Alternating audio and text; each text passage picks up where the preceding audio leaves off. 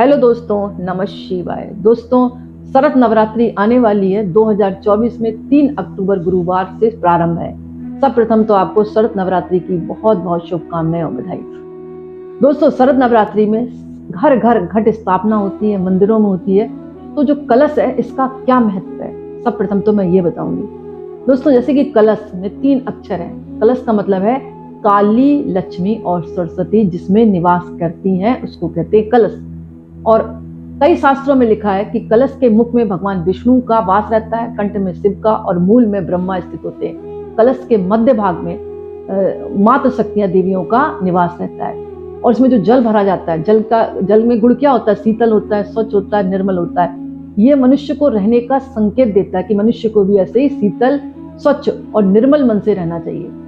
और यही जो जल है वो क्रोध, मोह, माया और घृणा जैसी बेकार की भावनाएं को दूर रहने की भी सीख देता है। क्योंकि जल को कुछ पता नहीं, कौन जाति का नहाए, कौन जाति का स्नान करे, उसको कुछ भी मतलब नहीं है। इसलिए बताया गया कि जल जैसा जीवन होना चाहिए। मतलब जो गलत भावनाएं हैं, क्रोध है, मोह माया है, घृणा है, निंदा है, किसी से द्वेष करना, इन भावनाओं से दूर रहना चाहिए। इसलिए जो है जल भरा जाता है। तो कलश का अर्थ आप समझ गए होंगे। अब कलश कैसा ले? सोने, चांदी, तांबे, मिट्टी का ले सकते हैं, लेकिन सर्वोत्तम बताया गया मिट्टी का कलश।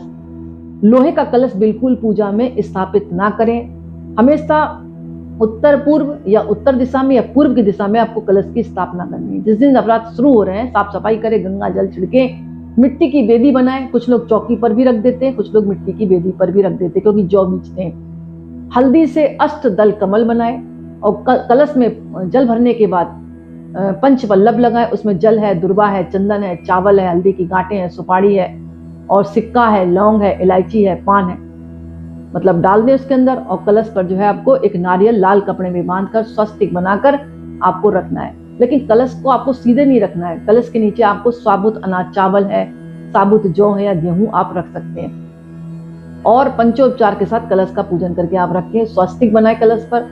स्वस्तिक का अर्थ होता है घर में मंगल ही मंगल और शुभ होना, यानी चारों युगों को दर्शाता है। ये स्वस्तिक जो है चारों युगों, चारों दिशाओं का प्रतीक माना जाता है। ये बात हो गई कि आप स्थापना कैसे करेंगे। और चौकी पर माँ की फोटो रखेंगे, माँ को माला चढ़ाएंगे, आपको गुलाब के फूलों की उनके तिलक करेंगे, लाल चुनरी उड़ाएंगे, उनका भोग लगाएंगे। और आपको क्या करना है, माँ के आगे धूप है, दीप है, आप जलाई देंगे बात को। इसके अलावा आप 13 अध्याय 7 श्लोक इसमें आते हैं, सभी को पता है। दुर्गा सप्तशती का पाठ आप कर सकते हैं, क्योंकि जो दुर्गा सप्तशती है इसमें माँ के प्रथम चरित्र, मध्यम चरित्र और उत्तम चरित्रों का विस्तार से वर्णन किया गया है। और कहा भी जाता है कोई व्यक्ति अगर व्रत रखता है तो उसको दुर्गा सप्तशती का पाठ जरूर करना चाहिए। फिर भी अगर टाइम नहीं मिलता है तो ये 9 दिन आप व्यर्थ न जाने दें। सुबह शाम माँ की आरती करें, उनके मंत्रों का जाप करें, भजन कीर्तन करें और दुर्गा चालीसा का पाठ करें, सिद्ध कुंज का स्तोत्र पढ़ें। बस अब मैं ये बताऊंगी दुर्गा सप्तशती का पाठ कैसे करना चाहिए। सब प्रथम अगर दुर्गा सप्तशती का पाठ पढ़ रहे हैं तो हाथ में लेकर ना पढ़ें। जैसे हाथ में लेकर पढ़ते हैं ऐसे नहीं पढ़ना है। आपको चौकी पर लाल कपड़ा बिछाकर उसको स्थापित करके पुस्तक की पूजा करनी है। कुमकुम लगाना है, चावल छिड़कना है और फूल चढ़ाना है, धूप आगे कर देना है। उसके बाद माथे से टच करके आपको शुरुआत करनी है। जब शुरुआत करें तो ओम ऐम ह्रीम क्लीम चामुंडाय विच्चे का पाठ करें, उसके बाद ही आप दुर्गा सप्तशती को शुरू करें। इसके अलावा जब खत्म कर रहे हैं पाठ तब भी आपको दुर्गा सप्तशती का पाठ करना है। मन वचन कर्म से पाठ को करना। लाल वस्त्र धारण करने, लाल माथे पर तिलक लगाना है। पुरुष को अपनी चोटी पर बांध लेना, चोटी को, मतलब खुली चोटी में नहीं करना है। अब ये बताऊंगी मैं कि दुर्गा सप्तशती का पाठ जो व्यक्ति करता है उससे क्या प्राप्त होता है। एक तो शक्ति अर्जित होती है, क्योंकि माँ की आराधना कर रहे हो। जीवन में असंभव काम भी संभव होने लगते हैं। मनुष्य की मनोकामनाएं पूर्ण होती हैं और धर्म, अर्थ, काम, मोक्ष चारों पुरुषार्थ व्यक्ति के जीवन में उसको हासिल होते हैं। यानी हर चीज का फायदा होता है उसको, दुर्गा सप्तशती पाठ करने वाले को।